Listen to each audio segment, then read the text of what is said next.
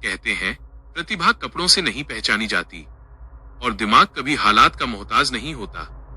लेकिन जरा सोचिए, अगर दुनिया का सबसे खतरनाक गणितीय सूत्र किसी कचरे के ढेर में छिपा हो, अगर वो दिमाग जिसकी तलाश अंतरराष्ट्रीय वैज्ञानिक कर रहे हों, दिन में कचरा उठाता हो और रात में दुनिया बदल देने वाले सवाल हल करता हो।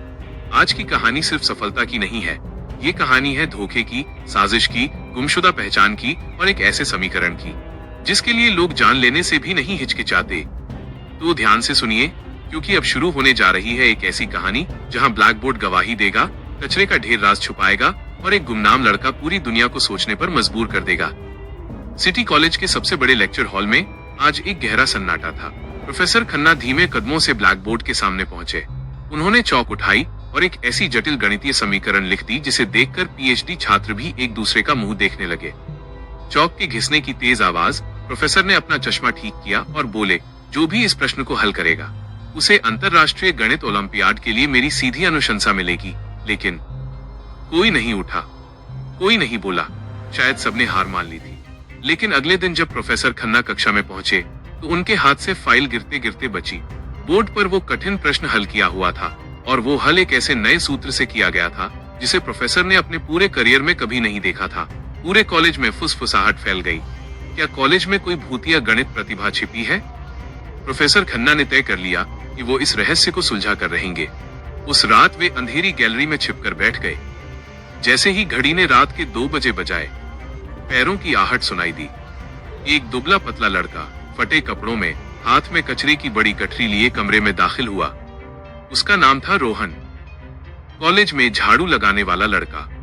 रोहन ने चुपचाप चौक उठाई और सिर्फ 2 मिनट में दुनिया की सबसे जटिल समीकरण ऐसे हल कर दी मानो बच्चों का खेल हो। अचानक रोशनी जलती है। रोहन कांप गया। प्रोफेसर की आवाज भी कांप रही थी। तुम ये कैसे कर रहे हो रोहन? रोहन फूट फूट कर रो पड़ा और उसने जो बताया वो दिल दहला देने वाला था। उसने बताया कि उसके पिता एक महान गणितज्ञ थे जिन्होंने एक ऐसी मास्टर समीकरण खोजी थी जो कंप्यूटर साइंस को बदल सकती थी, लेकिन उनकी हत्या कर दी गई। रोहन अपनी पहचान छिपाकर यहाँ उनकी अधूरी रिसर्च पूरी करने आता था।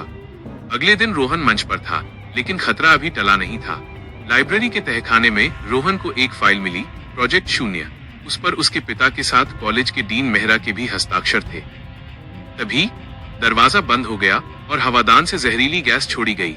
डीन मेहरा की आवाज गूंजी, अगर तुम समीकरण पूरा कर दो तो तुम्हें दुनिया का सबसे अमीर आदमी बना दूंगा।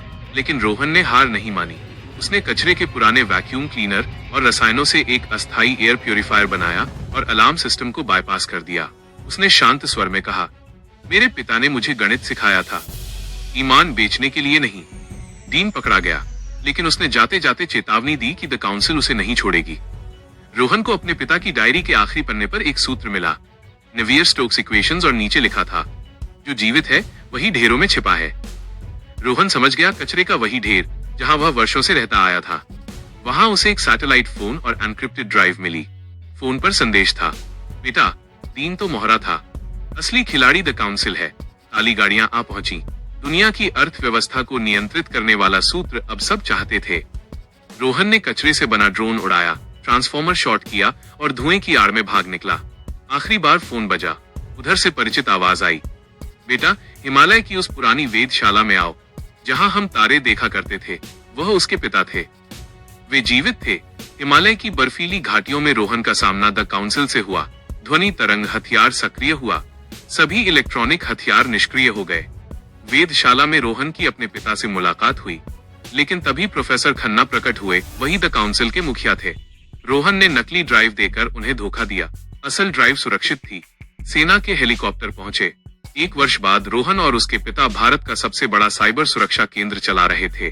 कॉलेज में वो श्यामपट आज भी सुरक्षित है और लोग आज भी कहते हैं, प्रतिभा अगर कचरे के ढेर में भी हो तो एक दिन सूरज की तरह चमकती ही है।